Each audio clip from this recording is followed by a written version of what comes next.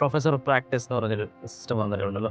അതുപോലെ MBAക്ക് പ്രത്യേകിച്ച് industry oriented ആയിട്ടുള്ള അല്ലെ പ്രൊഫസർ പ്രാക്ടീസ് എന്നുള്ള നിലയ്ക്ക് ഉള്ള ആളുകളുടെ എണ്ണം കൂട്ടണം. അതായിരിക്കും കുറച്ചുകൂടെ കുട്ടികൾക്ക്. കാരണം ഇപ്പം ട്രെൻഡ് മാറിക്കൊണ്ടിരിക്കുകയാണ് പെട്ടെന്ന്. ഇപ്പോൾ റിസർച്ച് ചെയ്യുന്നതിനൊപ്പം തന്നെ ഇൻഡസ്ട്രിയിൽ നിന്നുള്ള ആളുകളെയും കൂടെ ഉൾപ്പെടുത്തിക്കൊണ്ടുള്ള ഒരു MBA ആയിരിക്കും ഒന്നുകൂടെ നല്ലത്. അതിനകത്ത് രണ്ട് സംഗതികളുണ്ട്. ഒന്നെന്നാന്ന് വെച്ചാൽ നമ്മുടെ അധ്യാപകർ ഈ ഇൻഡസ്ട്രിയുമായിട്ട് കൂടുതൽ അടുത്ത് കഴിയുമ്പോൾ അധ്യാപകർക്ക് ആ വിവരങ്ങൾ തന്നെ ഉണ്ടാവും. അതേസമയം ഇൻഡസ്ട്രിയിലുള്ളവരും വരണം. ഒരു മിക്സ് ആൻഡ് മാച്ചേ പറ്റുള്ളൂ. എന്നും കണ്ട് മജോറിറ്റി അധ്യാപകർ തന്നെ ആവണം. എന്നെങ്കിൽ അതൊരു റെഗുലർ അസൈൻമെൻ്റ് ആണ്. ഇൻഡസ്ട്രിയിലുള്ള ആൾ ഫുൾ ടൈം ഇങ്ങോട്ട് വന്നു കഴിഞ്ഞാൽ ആ എക്സ്പീരിയൻസ് ഇങ്ങോട്ട് വരും. ഇൻഡസ്ട്രിയിലുള്ള ഒരാൾക്ക് എപ്പോഴും വന്ന് ക്ലാസ് എടുക്കാനൊന്നും പറ്റത്തില്ല.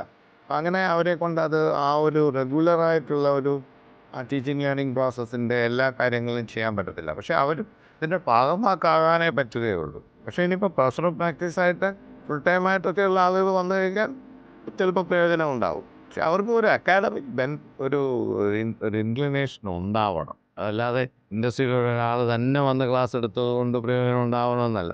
എല്ലാത്തിനും അതിൻ്റേതായ ആ മൂല്യങ്ങൾ എടുത്ത് വേണം ഓരോ കാര്യങ്ങളിൽ നമ്മൾ വിവേചനപൂർവ്വം ആ തീരുമാനങ്ങൾ എടുത്ത് അതിലേതാണ് വിദ്യാർത്ഥികൾക്ക് പ്രയോജനപ്പെടുന്നതെന്ന് മനസ്സിലാക്കി കാര്യങ്ങൾ മുന്നോട്ട് കൊണ്ടുപോകും.